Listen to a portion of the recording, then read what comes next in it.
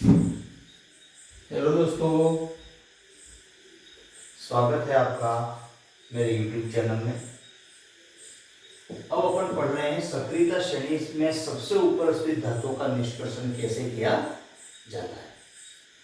दो प्रकार की धातुओं का निष्कर्षण कैसे होता है वो तो आप पढ़ चुके हैं अच्छी तरह से, लेकिन सक्रियता श्रेणी में सबसे ऊपर की ओर धातु है जैसे कौन कौन सी है, पोटेशियम है, सोडियम है, उसके बाद आपने पढ़ा होगा मैग्नीशियम है, कैल्शियम है, एल्यूमिनियम है, आदि के ऑक्साइड का अपचयन, आदि के ऑक्साइडों का अपचयन करके धातु में इनको परिवर्तित नहीं किया जा सकता है। जैसा कि अपन ने जो मध्य वाली किया था कि उसमें धातुओं को ऑक्साइड में अपचयन करा करके उनका पृथक्करण किया था, लेकिन इसमें ऐसा होता नहीं है। इसीलिए सोडियम, मैग्नीशियम, कैल्शियम को उनके गलित क्लोराइडों के लिए गलित क्लोराइडों के साथ क्रिया करके अपघटन करके प्राप्त किया जाता है। अब से पहले तो मैग्नीशियम है, सोडियम है, एल्यूमिनियम है, आदि के ऑक्साइड के साथ इनका अपचयन नहीं होता है। तो ये एक पहली बात तो ध्यान रखनी है, क्योंकि अत्यधिक क्रियाशील है, ऑक्साइड के साथ इनका अपचयन किया जा सकता नहीं है। इनको विद्युत अपघटनीय अपचयन द्वारा पृथक किया जा सकता है। विद्युत अपघटनीय अपचयन द्वारा पृथक किया जा सकता है। इसके द्वारा पृथक किया जा सकता है, विद्युत अपघटनीय अपचयन द्वारा पृथक किया जा सकता है। और विद्युत अपघटन अपचयन आपने पढ़ा होगा, देखा होगा। इसमें एक पात्र लिया जाता है, कैथोड एनोड होता है। अब इसमें क्या होता है, कैथोड पर ऋण आवेशित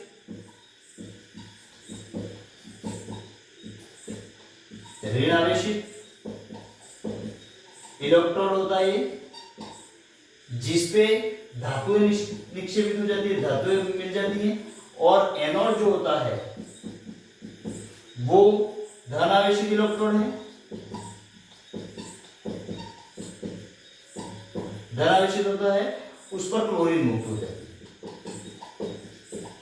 क्लोरीन मुक्त हो जाती है। तो यहां पर सोडियम, मैग्नीशियम और कैल्शियम को इनके गलित क्लोराइडों के विद्युत अपघटन से प्राप्त किया जाता है। सोडियम, मैग्नीशियम जो होते हैं उनको उनके गलित क्लोराइडों के विद्युत अपघटन से प्राप्त किया जा सकता है। जैसे कि फॉर एन एग्जांपल यहां पर कैथोड पर क्या होगा देखिएगा, Na प्लस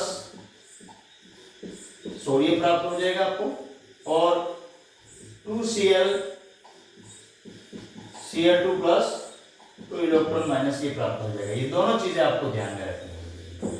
तो सक्रियता श्रेणी में सबसे ऊपर जो धातु होती है उनके निष्कर्षण में विद्युत अपघटनीय अपचयन का प्रयोग किया जाता है। और विद्युत अपघटनीय अपचयन का मतलब इसमें क्या होता है, इसमें आपने देखा होगा कि इस तरह से उपकरण होता है, इसमें दो रोडें लगी होती हैं जिनको एनोड और कैथोड कहते हैं।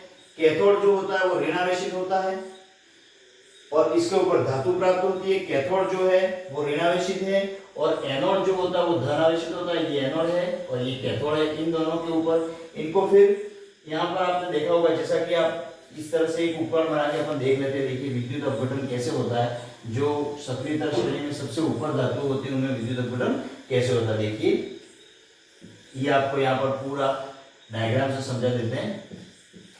ये एक पात्र है जिसमें कॉपर सल्फेट अम्लीकृत विलयन भरा है, अम्लीकृत CuSO4 का विलयन भरा है। यहाँ पर दो चीजें हैं, ये दो इलेक्ट्रोड लगाए हैं जिनमें ये कैथोड है, ठीक है, ये एनोड है। बहुत इजी है, ठीक है। ये धनावेशित होता है, ये ऋणावेशित होता है। यहां पर फिर इसको बैटरी से जोड़ दिया जाता है, ये कुंजी है और यहां पर बैटरी है। इस तरह से प्लस माइनस, और ये एनोड का जो पंख होता है यहाँ इस तरह से, इसमें ये CuSO4 भरा हुआ है। ये एग्जांपल बता रहे हैं आपको। धातुओं के निष्कर्षण में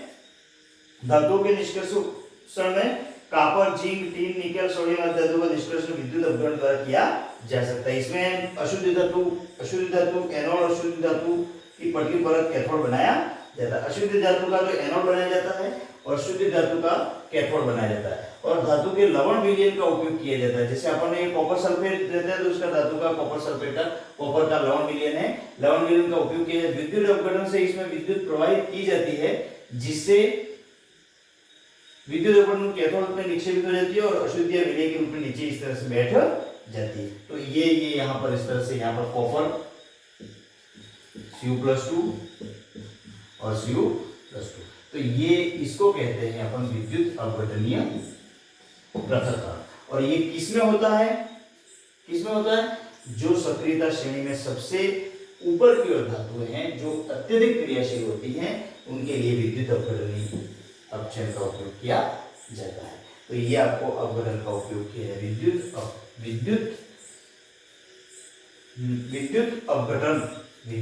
अपघटन, ये ध्यान रखना है आपको, विद्युत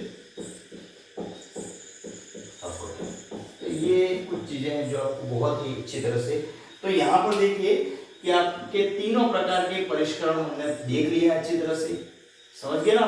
तो इसका एक मिक्स में रूप को अपन भी बना देंगे और शॉर्ट में अगर आपको पढ़ना है तो भी पढ़ा दिया है मैंने, और मिक्स रूप भी इसका बड़ा वीडियो भी अपन बना सकते हैं। और इस पार्ट में जो इस लेसन में आपके जो कक्षा 10वीं की एनसीईआरटी की किताब है, इसमें कुछ नहीं, लास्ट एक 5 मिनट का और टॉपिक बचा है जो अपन नेक्स्ट वीडियो में करेंगे। इसको अच्छी तरह से याद कर लेना। धन्यवाद। वंदे मातरम।